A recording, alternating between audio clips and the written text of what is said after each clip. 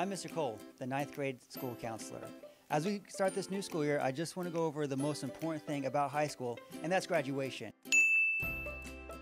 What you need to do to make sure you're on track to graduate.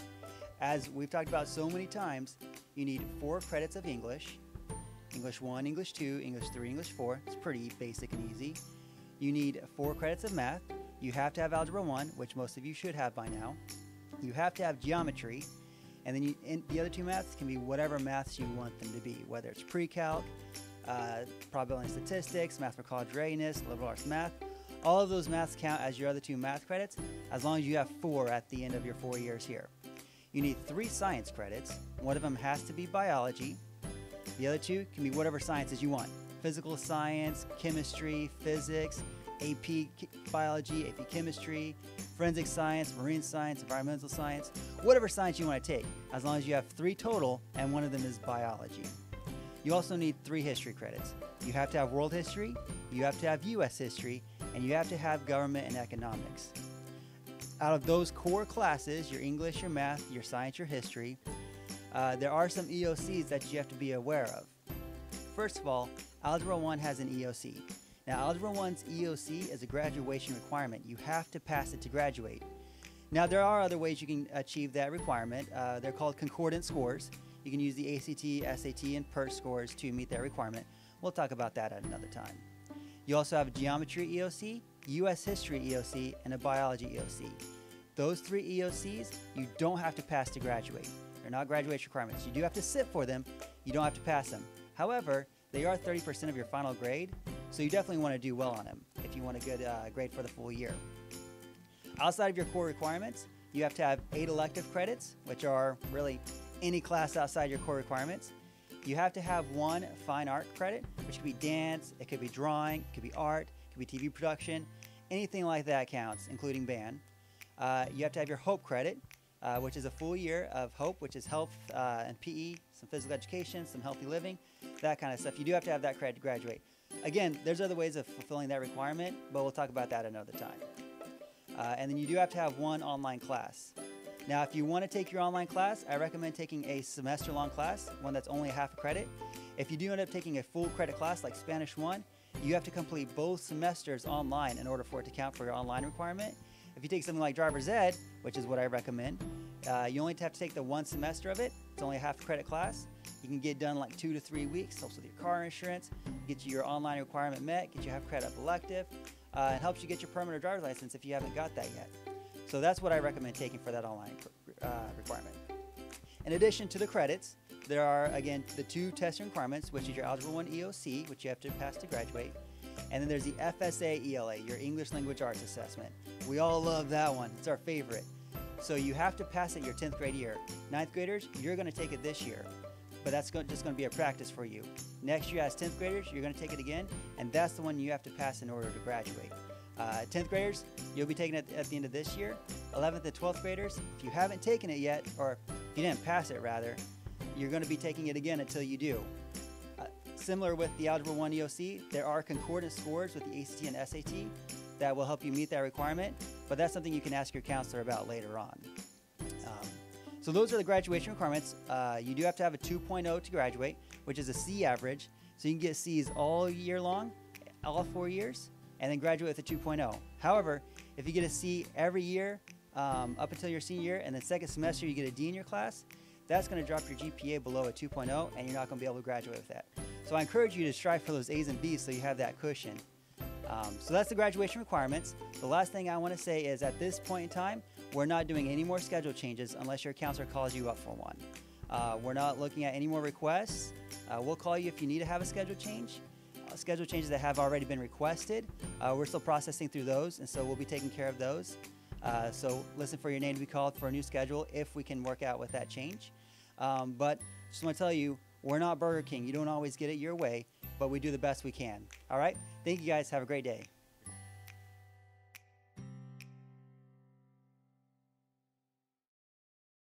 Good morning, Wildcats. This is Mrs. Jarke with a few helpful reminders regarding dress code. We do have a dress code and we are enforcing it. So here are a few things that you need to be aware of so that you can stay in dress code. The gentlemen. So gentlemen, you guys are able to wear shorts, They have to be no higher than 4 inches above the knee. You have to have a sleeve at all times, so you can't have any sleeveless shirts, no basketball jerseys. You can wear those, but you have to have a t-shirt on underneath them. If you have holes in your jeans, they can't be higher than 4 inches above the knee either.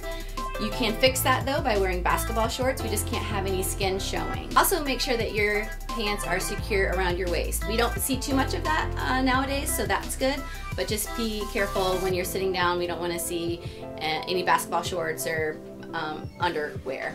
Ladies, your jeans have to be around the waist. We can't see any midriffs, so your shirts have to be longer than your shorts or your jeans. If it's not, you can fix it by wearing a tank top, and it has to go above, or it has to go below the waist of your jeans. We don't want to see any tummies. It's cute for the mall and for outside of school, but not for school, because we're here to dress for success. You also have to have a sleeve on your shirt, and it can't go past your shoulders. So I know that a lot of cute things that young ladies are wearing go down around their shoulders like that.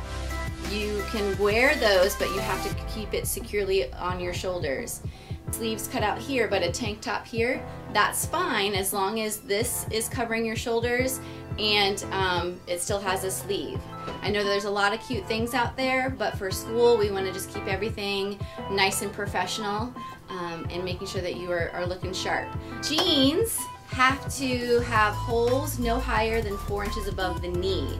So if you have holes in your jeans above 4 inches, you have to have leggings on underneath. You can't put duct tape, you can't put paper underneath. That's not going to fix the problem. Ladies, if you're ever worried about dress code that you need to keep with you, are a pair of leggings and a tank top, because you can fix most dress code violations with those items of clothing. You still have to log in for dress code and you will have consequences, because our expectation is that you know the dress code and that you're going to follow it. Best dressed student body in Pasco County, and we want to keep it that way. No hats, no head coverings. You can wear, like, the scarves are fine around your head as long as it's like a headband. Bandanas, you can wear those for pep rallies or other school events that Mrs. Johnson allows. In the colder months, she will let us know when it's time to wear hats and beanies, because I know that sometimes it gets cold, but when you come on campus, our expectation is that you take them off. In terms of shirts for ladies also, no tank tops. If you have a sweater or a jacket that you're wearing, that's fine, but you have to keep that on at all times. You can't take it off. I know that it gets hot at lunches, but then you just need to be mindful about that and make sure that you're covered up. I'm going to come talk to you about some dress codes so that we can keep you looking awesome and ready for success here at Wesley Chapel High School. Thanks guys, have a great day.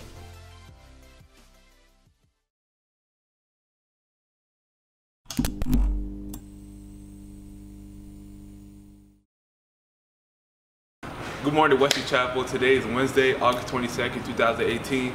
Welcome to the first edition of the WCAT News. This is a special election edition.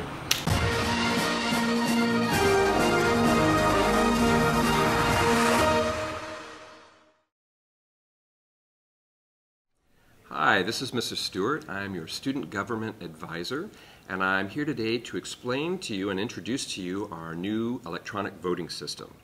So basically we have a new voting system for the school this year, and it's going to be an electronic voting system. And the reason why I've instilled this as your SGA advisor is because I wanted you to have a more realistic experience, because voting in the United States is not passive, where someone comes to your house and hands you a ballot and says, here, fill this out. It's actually active. You actually have to get up. You have to go to the polls, and that's exactly what we're going to be doing.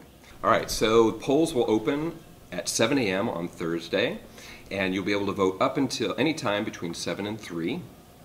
You can vote at home, on your computer, you can vote on your phone, or you can come to the cafeteria during lunches, and we will actually have polls set up for you to vote. There will also be volunteer poll workers to help you get signed in and make sure that all goes smoothly for you. So the link to find the voting is wesley.votingforschools with the number 4.com, or you can simply follow the link on our school website. Username will be your student ID, and your password will be your birth date. Now it's very important to put this in correctly. So for example, let's say that your birthday is February 2nd, 2001.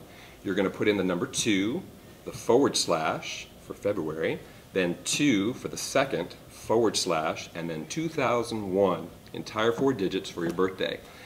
And then as soon as you sign in, you will see just your slate of candidates. You will make your votes, your vote selections, and then all the way down at the bottom will be a submit button, and you'll need to do that. Again, there will be poll workers on hand to help you with all this information.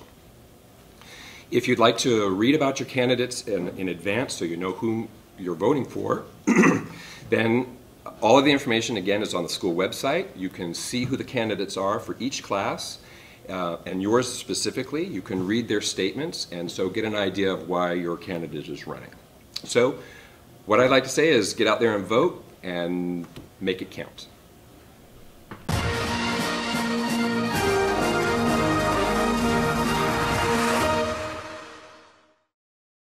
Juniors and seniors, the University of Central Florida will be on campus Tuesday, August 28th at 8:30 a.m.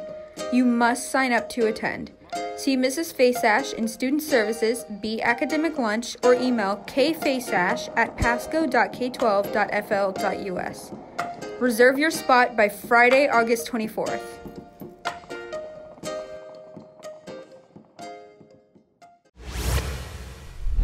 Good morning, Wildcats. Today for lunch we have PB&J sandwiches, tangerine chicken, firecracker chicken, chow mein noodles, build your own salad, and Big Daddy's pizza. For weather today, we have a high of 90, a low of 75, and a 40% chance of rain. Attention class of 2019. Make sure you schedule your senior portraits with Gigante. Your formal and personality picture must be taken by October 31st in order to be in the senior section of the yearbook. See Mrs. Ingram in room 327 for more information. Yearbooks are now available for pre-order for $65. You can pay with cash, check, or online. Bring your payment to Mrs. Ingram in room 327 before or after school. On September 1st, prices increase to $75.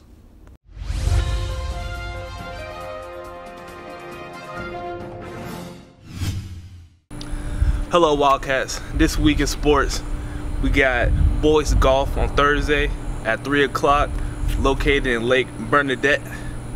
And then this Friday we got a home game against Sun Lake, football game called Support the Wildcats, you feel me? And then Saturday we got cross country, have an invitational at Holloway Park in Lakeland. Any juniors who are interested in joining the class of 2020 steering club, please see either Ms. Garcia in room 319 or Mr. Fector in room 117 to sign up.